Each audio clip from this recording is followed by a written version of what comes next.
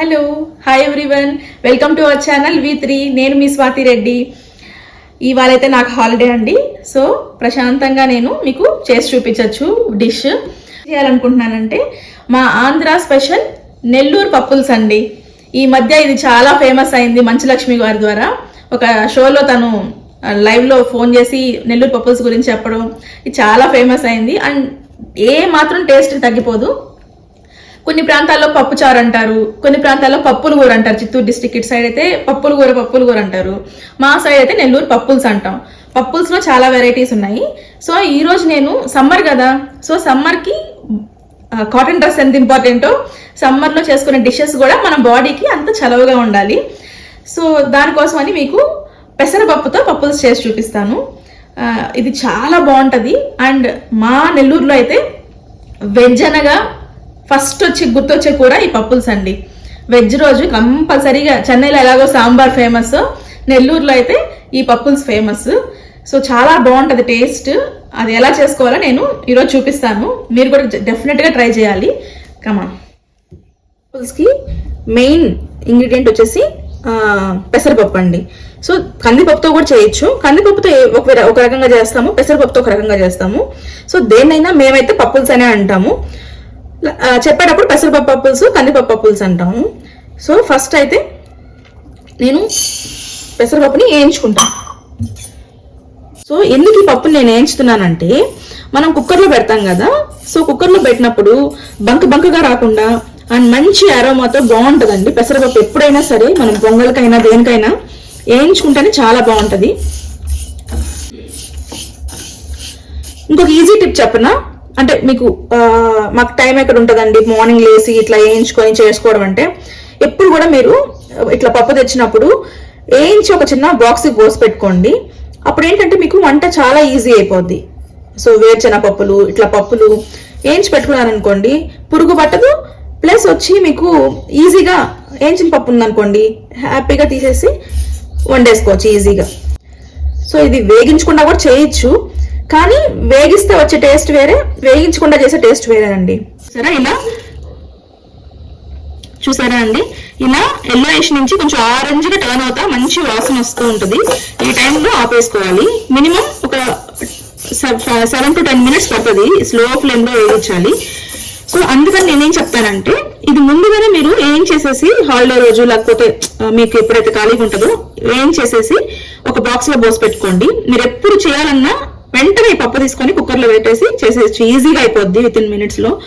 So ఇదైతే కొంచెం slow ఫ్లేమ్లో వేయించే పని కదా. చూసారా, ఇట్లా వస్తే చాలండి. కొంచెం ఆరెంజ్గా టర్న్ అవుతుంది. ఆ టైంలో ఆపేసుకోవడమే. ఈ పప్పు చల్లారే లోపల, ఈ పప్పు చల్లారితేనే కడుక్కోండి. చల్లారకుండా అట్లాగే వాటర్ పోసామండి అదొక టైప్ సౌండ్ వస్తుంది. సో కొంచెం దీన్ని పక్కన పెట్టి ఈ లోపు మనం ఆనియన్, టమాటోస్ అవన్నీ కడిగి పక్కన పెట్టుకుందాం. పప్పు వేయించే ముందే ఇట్లా చింతపండు నానబెట్టి పెట్టుకున్నాను అనమాట. సో ఒక అంత చింతపండు, ఒక లెమన్ సైజ్ చింతపండు ఇట్లా కొంచెం నానబెట్టి పక్కన పెట్టుకున్నామంటే మనం ఇవి కట్ చేసి ఆ పప్పు వేగే లోపల మనకి బాగా నానిపోద్ది. చూసారా, నేను ఆ గ్లాస్ పప్పుకండి, సో నేనైతే ఆ గ్లాస్ పప్పుకి 2 టమాటోస్ తీసుకున్నాను. ఈ సైజ్ టమాటోస్ నేను కట్ చేయలేదు, మీకు చూపిద్దామని. ఎక్కువైనా పర్లేదు, తక్కువైనా పర్లేదు. నేనైతే ఈ టమాటోస్ తీసుకున్నాను. ఒక బిగ్ సైజ్ ఆనియన్ తీసుకున్నాను. పచ్చిమిర్చి అండి, ఇది మీ కారంకి మీ పచ్చిమిర్చి కారం ఎలా ఉంటుందో దాన్ని చూసి వేసుకోండి. ఎందుకంటే ఇంకా మనం మిరప్పొడి ఏమేమో, ఈ పెసరపప్పు పప్పుల్స్కి మెయిన్ కాంబినేషన్ పచ్చిమిర్చి అండి. దీంట్లో ఇంక మిరప్పొడి వేయరు. నాకైతే ఇది కొంచెం కారంగానే ఉన్నాయి కాబట్టి ఈ క్వాంటిటీ నేను తీసుకున్నాను. సో ఫస్ట్ అయితే ఆనియన్,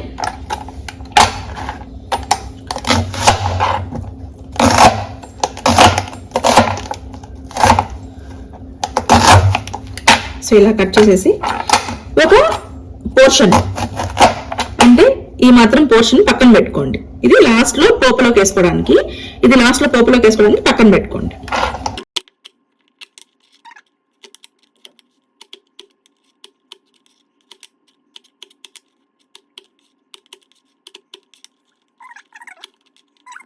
అంతేనండి. సో ఇలా కట్ చేసుకొని ఇవి ఎత్తి మనం కుక్కర్లో పెట్టేయడమే. ఎంత సింపుల్ చూడండి. ఆ పప్పు ఒక్కటి మీరు వేయించి పెట్టుకొని ఉంటే రెడీగా, సో విత్ ఇన్ మినిట్స్లో అయిపోద్దండి ఈ డిష్ అయితే మాత్రం. ఇప్పుడు మనం ఈ పప్పుని వాష్ చేసుకుందాం కుక్కర్లో. చూసారా పప్పుని ఇంట్లో వేసేసుకొని చూసారా వాష్ చేసేసుకున్నాను. ఇప్పుడు ఈ వాష్ చేసి పెట్టుకున్న దాంట్లో మనం వాటర్ పోసుకున్నాం. పప్పుకి నేను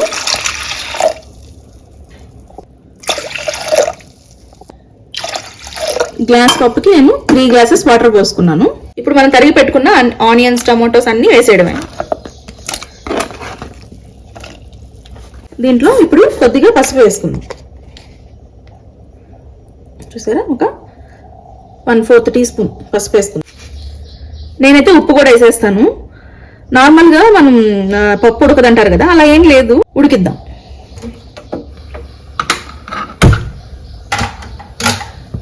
ఫస్ట్ హైలో పెడదాం, కొంచెం బాగా బాయిల్ అవుతున్న టైంలో సిమ్లో పెట్టి మనం విజిల్ పెడదాం.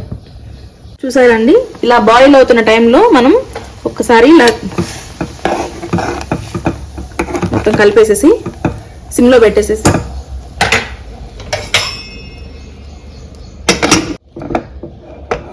సిమ్లోనే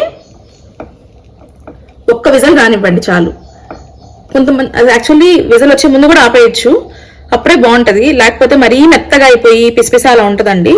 కొంచెం లైట్గా పప్పుగా ఉంటేనే బాగుంటుంది. సో నేనైతే ఒక విజిల్ వచ్చే వరకు ఉంచుతాను సిమ్లో పెట్టి. ఈ టైంలో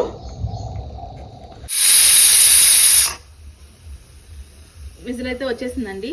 నేను చాలా స్లో ఫ్లేమ్లో, మీకు హై ఫ్లేమ్ అయితే ఒక 2 విజిల్స్ పెట్టుకోండి. నేను స్లో ఫ్లేమ్లో కాబట్టి 1 విజిల్ పెట్టాను. సో ఇప్పుడైతే ఆపేస్తున్నాను.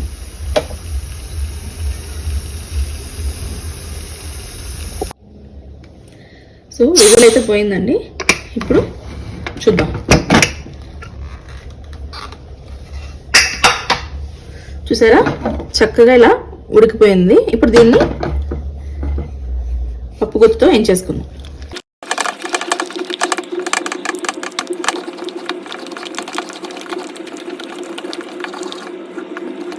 చూసారా మీకు ఎక్కడైనా బంక వచ్చిందా?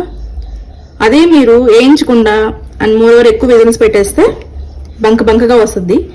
అంత చూడడానికి బాగా అనిపించదు. లైట్గా పప్పుగా ఉంటేనే బాగుంటుందండి ఇది.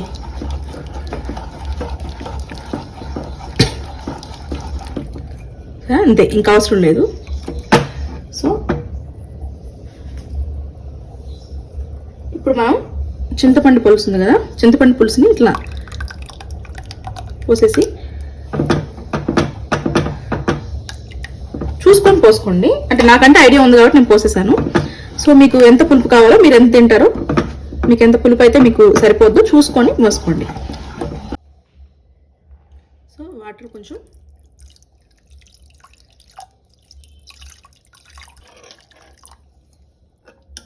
సో ఇది పర్ఫెక్ట్ కన్సిస్టెన్సీ అండి, ఇలా ఉండాలి. ఎందుకంటే మనం కాసేపటి అంటే నేను ఆల్మోస్ట్ 3 గ్లాసెస్ పోసాను వాటర్.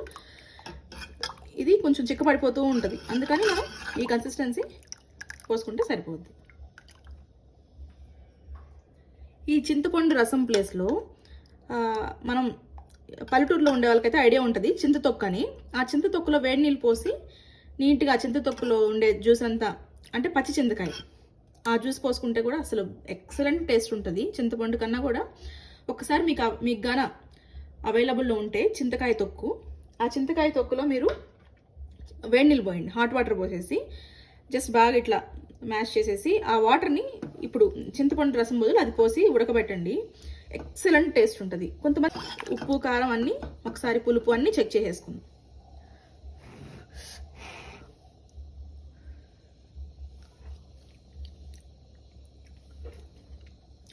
అన్నీ సరిపోయాయి, ఉప్పు తక్కువైంది ఎందుకంటే నేను కొద్దిగానే వేసాను కదా. సో ఒక స్పూన్ ఉప్పు వేసేసుకుందాం. ఇప్పుడు దీంట్లో మనం పోపు పెట్టుకుందాం. సో దానికోసం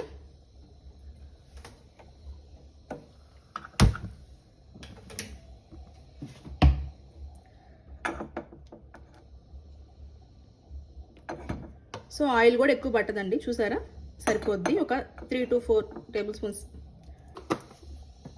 ఆయిల్ హీట్ అయింది కదా. సో ఇప్పుడు నేనైతే కొద్దిగా చూసారా కొన్ని మెంతులు వేస్తున్నాను.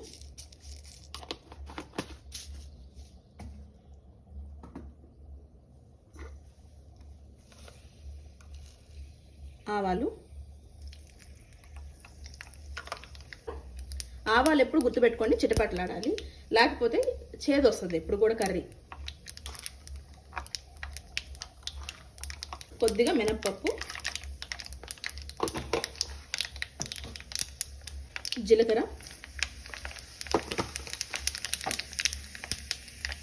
ఇప్పుడు ఎండుమిరపకాయలు వేసుకుంటా. కొంతమంది ఎండుమిరపకాయలు వేస్తారు, నేనైతే ఇవి చల్లమిరపకాయలు అంటారు కదా, ఉప్పు మిరపకాయలు, అవి వేస్తున్నాను. చూసారా, మనం ఒక పోర్షన్ ఆనియన్ మనం కట్ చేసుకోకుండా పెట్టుకున్నాం కదా, దాన్ని సన్నగా కట్ చేసి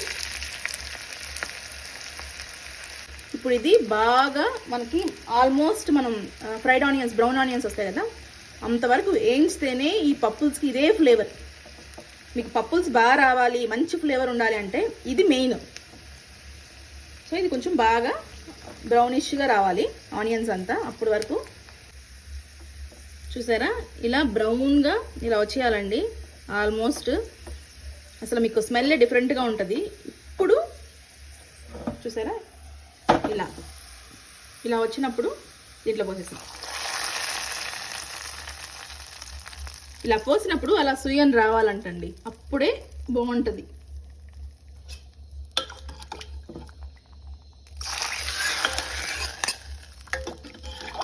కరివేపాకు, ఇది ఇప్పుడు ఈ టైంలో ఇది వేసామనుకోండి కరివేపాకు, ఇప్పుడు మనకి పప్పుస్ బాగా తెలుతుంది కదా, తెలినప్పుడు మంచి అరోమా వస్తుంది.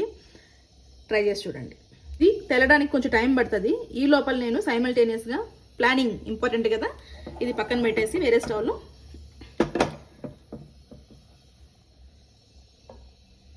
నేనైతే రాగి ముద్ద చేసేస్తున్నానండి.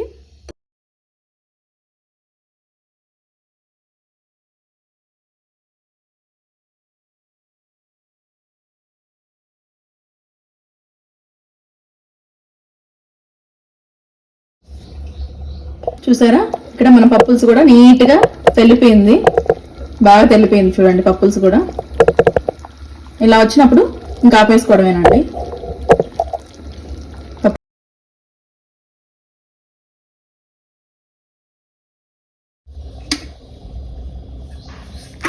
చూసారా, పర్ఫెక్ట్.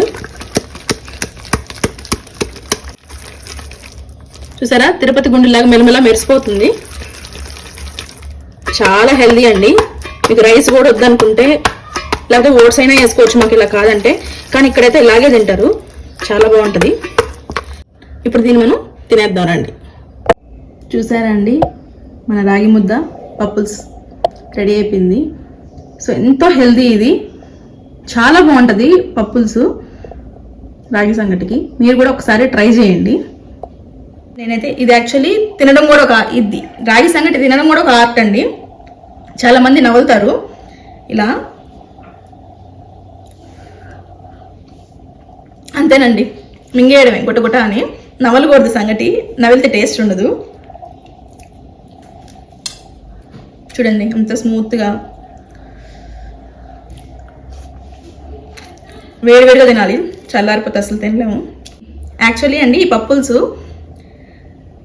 ఈ కాంబినేషన్కైనా బాగుంటుంది, అందుకే ఈజీగా చేసుకోగలుగుతారు ఎవరైనా.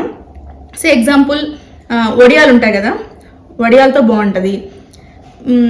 ఇవి ఉంటాయి కదా ఉప్పు మిరపకాయలు, చల్ల మిరపకాయలు అంటారు కదా, వాటితో బాగుంటుంది.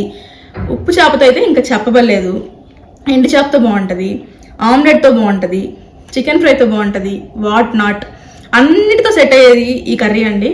మీరు కూడా ఒకసారి, అందులో సమ్మర్లో చాలా చలవ చేస్తుంది. సారీ అండి, ఎందుకంటే మళ్ళీ చల్లారిపోతే తినలేము, అందుకనే తింటూ మాట్లాడుతున్నాను. సో మీరు కూడా తప్పనిసరిగా ఒకసారి ట్రై చేసి ఎలా ఉందో కామెంట్లో తెలపండి. నెక్స్ట్ వీడియోతో మళ్ళీ మీ ముందుకు వచ్చేస్తాను. Bye bye.